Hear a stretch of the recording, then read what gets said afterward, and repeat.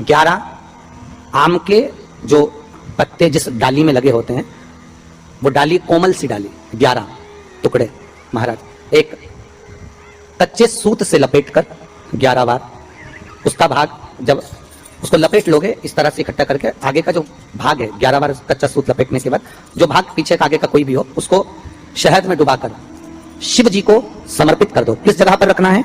अशोक सुंदरी वाली जगह। अशोक सुंदरी की जगह जानते हो आप लोग, पहले भी आपको बताया है, आज फिर आपको वर्णन कर दें।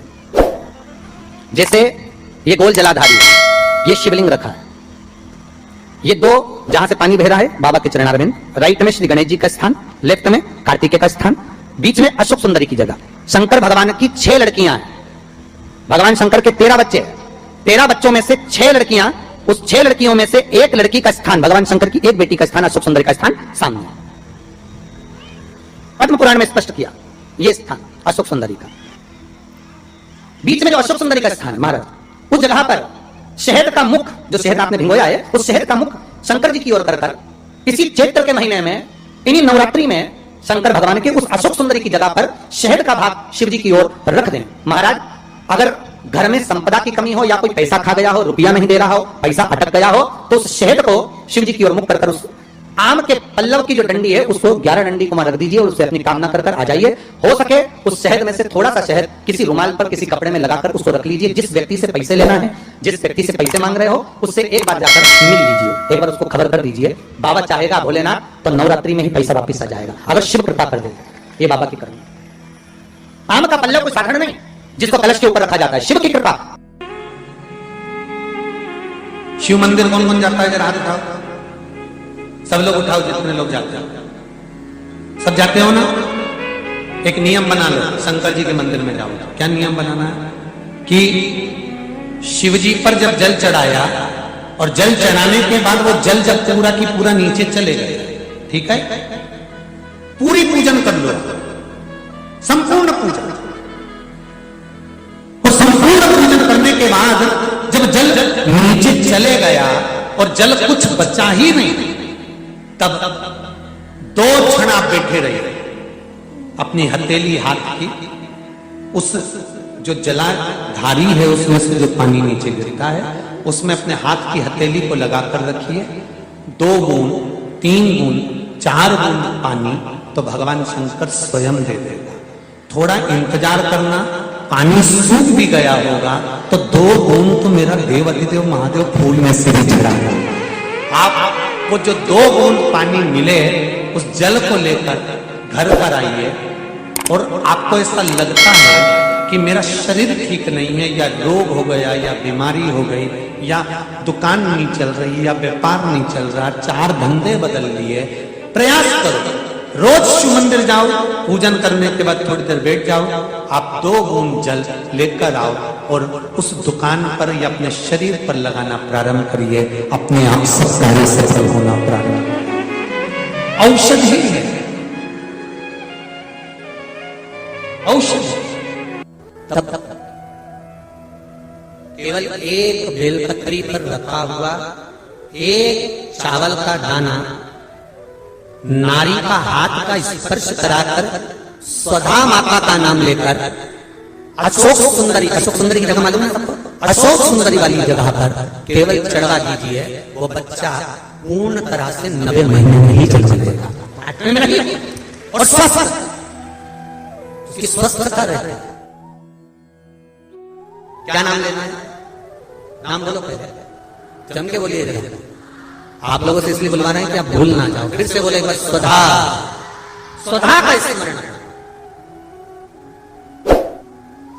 स्त्री, नारी और पुरुष, चाहे बेटे हो चाहे बेटियां हो, नारी हो पुरुष हो, ये उदर से जुड़ा हुआ हरनिया, उदर से जुड़ी हुई पथरी, या जो भी पत्र आए हैं, पत्र बहुत सारे आए हैं पर समय निकलता है इसलिए पत्र को हम लोग नहीं कर रहे। पत्र इधर भी है, बहुत सारे हैं पर, और लोगों ने लिखा बड़ा सुंदर सुंदर है। इसमें आया है कि एक बच्चे के 5 पत्री है और पत्री की 8 पड़ गए, वो भी किडनी लीवर। तो जिसने पत्र लिखा है वो चाहे पुरुष हो चाहे स्त्री हो, चाहे बेटे हो चाहे बेटियां, अगर उधर से जुड़ा हुआ कोई भी प्रॉब्लम है तो स्वधा का नाम स्मरण और शिव जी पे चढ़ाई गई एक दुर्वा, एक बेलपत्र या एक चावल का दाना और जल, ये बहुत फल देने वाला। प्रयोग कर कर देखिएगा। अभी तो नवरात्रि चल रही है, नवरात्रे में जब 5वां दिन नवरात्रे का रहे, चैत्री नवरात्रे का 5वां दिन रहे, और मान लो कि आपके घर में किसी बच्चे की, लड़के की या लड़की का या मंगल विवाह नहीं हो रहा हो या शादी नहीं हो रही हो, या उस लड़के लड़की के लिए बहुत प्रयास कर लिया आपने और उसकी शादी हो ही नहीं रही, अथक प्रयास आपने कर लिया और उसका मंगल विवाह नहीं हो रहा, तो ये देवी भागवत में स्पष्ट कहा गया, देवी भागवत में वर्णन किया गया है, देवी भागवत में वर्णित किया गया। और देवी भागवत में कहा गया कि आम का जो पत्ते होते हैं, आम का जो पत्ता होता है, आम का जो पल्लव होता है, उस आम के पत्ते पर हल्दी और सिंदूर, इन दोनों से स्वस्तिक का निर्माण किया जाए। देवी भागवत का संवाद है, बहुत ध्यान देना महाराज। जिन कन्याओं का विवाह ना हो पंचमी के दिन, नवरात्रे की कोई सी भी पंचमी, मतलब जो पंचमी तिथि पड़ेगी, कोई भी नवरात्रा हो, चाहे वो 4 नवरात्रे में से, चाहे वो पौष का हो, अश्विन का हो, चैत्र का हो, आषाढ़ का हो, किसी भी नवरात्रे में आप कर सकते हैं। एक पान के पत्ते पर, एक ही पत्ते पर जो 2 स्वस्तिक बनेंगे, एक हल्दी का बनेगा, एक सिंदूर का बनेगा। बस अंतर इतना है, जो हल्दी का स्वस्तिक है उस पर कंकु के चावल अर्थात रौली के चावल, रौली कुंकू के चावल रखना है, और जो सिंदूर का है उस पे हल्दी के चावल रखना। इतना रखकर जिस लड़का लड़की का विवाह नहीं होता उसकी हथेली पर रखकर उसका नाम और गोत्र बोलकर महाराज उसको ले जाकर नीम के पेड़ के नीचे उसको रख दिया जाता है। मात्र 3.5 या 4 महीने ऐसे रहते हैं जिसके अंदर उस लड़का लड़की का विवाह पक्का हो जाता है। जिसका विवाह नहीं होता केवल उसी के लिए। सती कथा में कही थी कि नवरात्रे एकम से प्रारंभ नहीं होते, अरे अमावस्या की रात्रि से प्रारंभ हो जाते, इसलिए उसको कहते हैं नवरात्रे। क्योंकि नवमी के दिन माता जी का विसर्जन हो जाता है, जवारों का विसर्जन हो जाता है, व्रत करने वाले कन्या पूजन भोजन भंडारा कराकर विराम दे देते हैं। तो नवमी की रात्रि उसमें नहीं जुड़ा पाती, उसमें रात्रि अगर जुड़ती है तो ये अमावस्या की रात्रि से जुड़ना प्रारंभ होता है, तब जाकर वो नवरात्रि पूर्ण हो पाती है। पितृलोक में पितृ जैसे निवास होकर भी इंतजार करते हैं।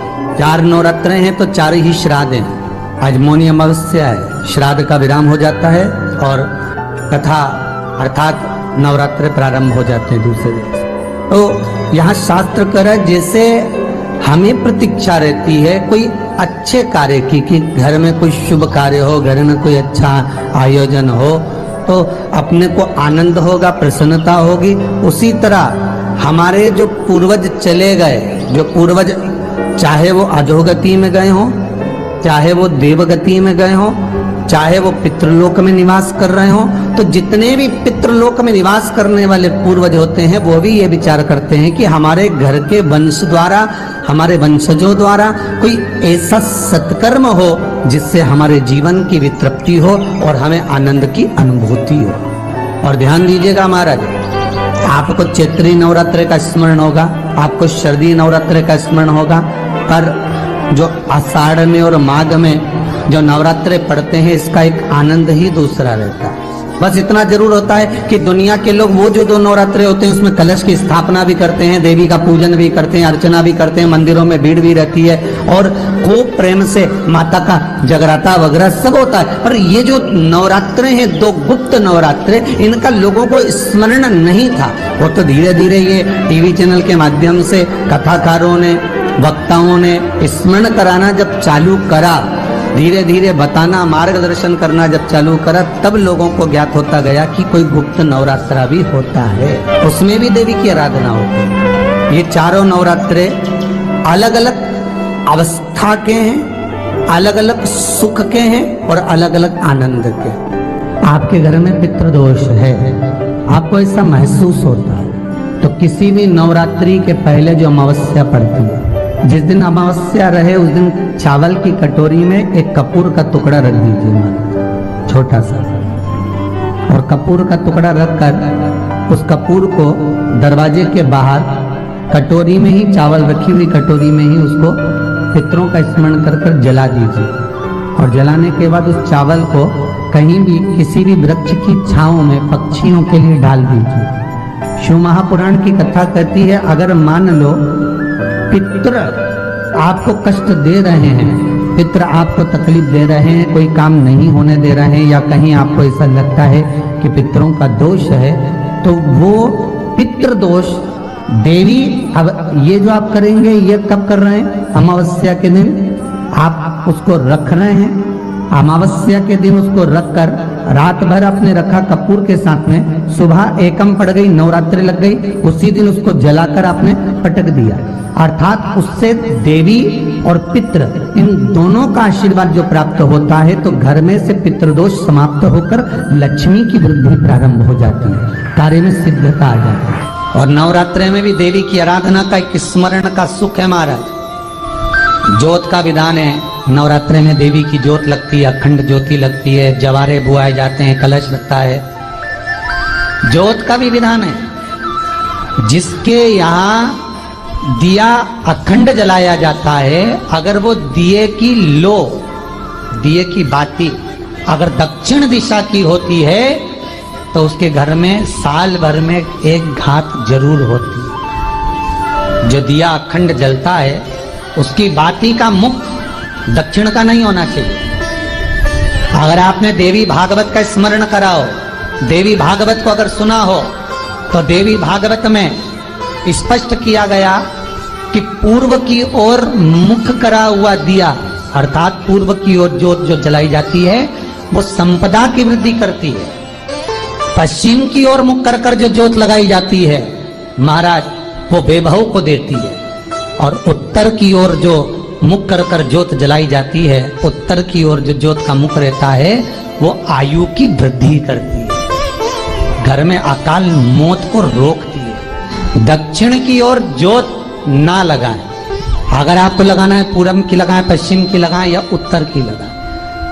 और जितने दिन महारानी जगदम्बा जगतधात्री दुर्गा भवानी चैत्र नवरात्रि में, शरदीय नवरात्रि में, आषाढ़ी नवरात्रि में, आदिक पौष नवरात्रि में हम जगत जननी जगदम्बा की जब स्थापना करते हैं, या हम नूतन घर का प्रवेश करते हैं, या गणेश जी की स्थापना करते हैं, या कोई दुकान को प्रवेश करते हैं, या कोई शुभ कार्य करने के लिए अग्रण्य होते हैं, तो हम कलश की स्थापना क्यों करते? कलश के अंदर आखिर ऐसा क्या विराजमान है कि 33 कोटि देवता उस कलश के अंदर आकर बैठ जाते हैं? आप कोई यज्ञ करने जा रहे हो, आप कोई पोथी पुराण करने जा रहे हो, आप कोई अच्छा कार्य करने जा रहे हो, तो ब्राह्मण देवता कह देते कलश की स्थापना होगी, कलश की शोभा यात्रा निकलेगी, कलश यात्रा निकलेगी, कलश विराजमान होगा।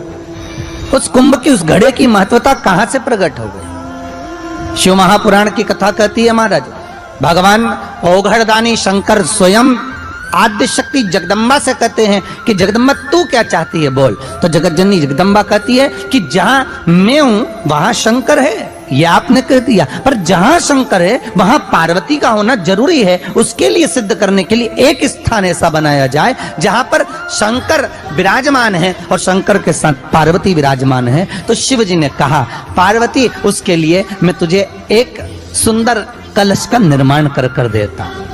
अष्टमी के दिन कन्याओं का भोजन कराओ या नवमी के दिन कन्याओं का भोजन कराओ। पर देवी भागवत तो कहती है, देवी भागवत तो वर्णन करती है कि पहले नवरात्रि से लेकर